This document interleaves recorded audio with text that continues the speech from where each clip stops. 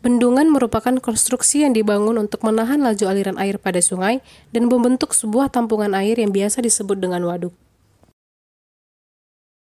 Adapun kelebihannya, yang pertama penyimpanan air.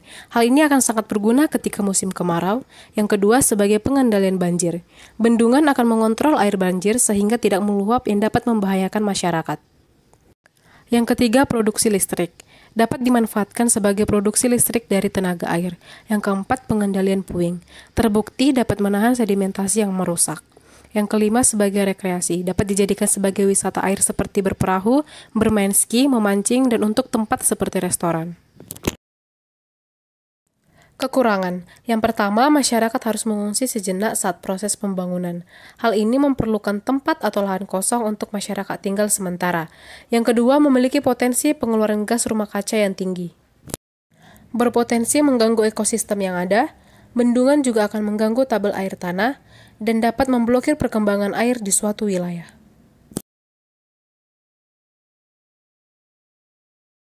Sistem irigasi permukaan terjadi dengan menyebarkan air ke permukaan tanah dan membiarkan air meresap atau infiltrasi ke dalam tanah. Kelebihan yang pertama yaitu memerlukan biaya yang relatif kecil, yang kedua penggunaannya tidak dipengaruhi iklim dan kualitas air, yang ketiga aliran gravitasi memiliki fleksibilitas yang tinggi dan mudah dikelola, yang terakhir adalah tidak membutuhkan skill yang tinggi. Adapun kekurangannya yaitu efisiensi yang kurang dari 65%, yang kedua membutuhkan air dalam jumlah yang besar, yang ketiga perkiraan jumlah air irigasi yang dibutuhkan lebih sulit, dan terakhir yaitu membutuhkan tenaga kerja yang banyak dan intensif.